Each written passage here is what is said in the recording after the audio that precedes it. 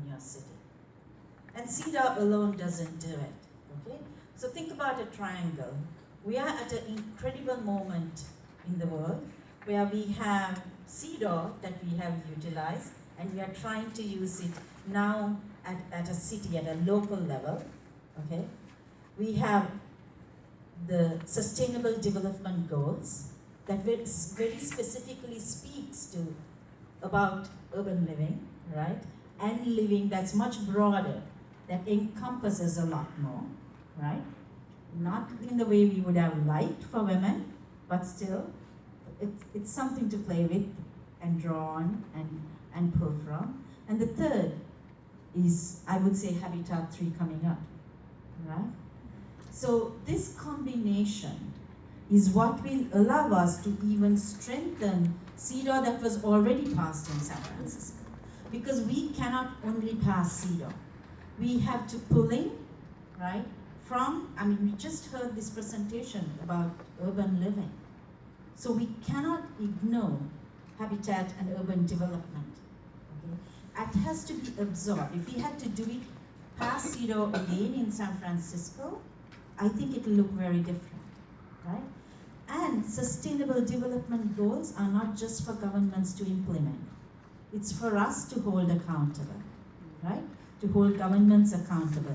And like anything else, at the national level you can pass it, but until it's localized, until it's relevant to us, until it's improved the quality of life, the quality of air, and our breath, it is of no use. Okay? So what does that mean to have passed it in San Francisco? Okay. Yes, it was a multi-issue, cross-constituency organizing that took place for 18 months, right, with a strong strategy to pass it. When we passed it, we wanted three things, right? First, CEDAW was the foundation for everything else that was supposed to happen in the city. Secondly, we integrated the definition of discrimination of CEDAW because it was the most comprehensive, and it added to the existing legal definitions of the United States, right? Third, it allowed us to bring together organizations and activists otherwise who had not worked together, because it allowed us for a rights approach, okay? Imagine going from working on poverty to working on right to an adequate standard of living. That changes your strategy, that changes what you demand, and it truly improves the life, rather than only talking about poverty. Okay? So moving from issues to rights was very critical.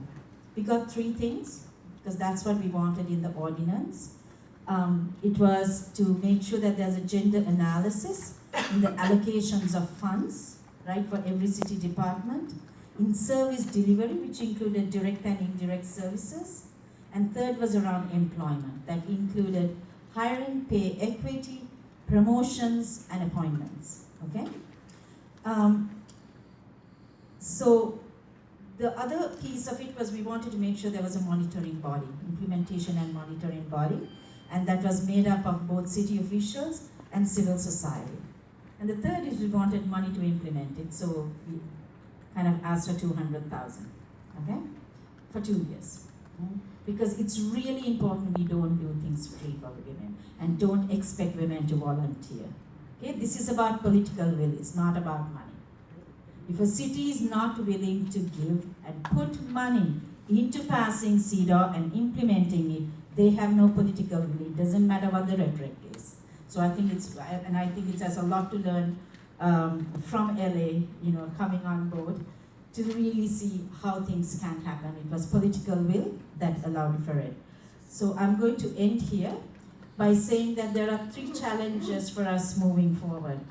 One is about feminist standard setting, okay? Because sustainable development goals are not standards for women. Our standards ought to be higher, okay? So there was a group of women that met last week, okay? We have just introduced the idea of rights-based feminist standard setting, we came together, and we are hoping that regionally we are able to start doing that. And I hope those of you who are engaging passing CEDAW at the local level would work with us with CWGL to engage in that space. The second piece that I want to push on is recognizing women's unpaid work somehow or the other in your work and integrating it. It is fundamental.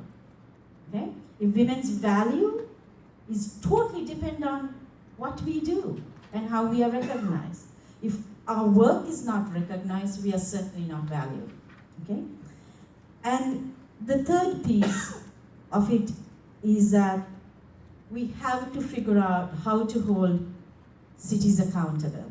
It is not good enough to pass, and it's not good enough to work on passing it. I think our struggle and our work is around making sure that accountability is there. And I'm really looking to Araceli to hopefully, I'm publicly asking her to really work and figure out a way in which we can start really looking at calculating or accounting for the unpaid work of women.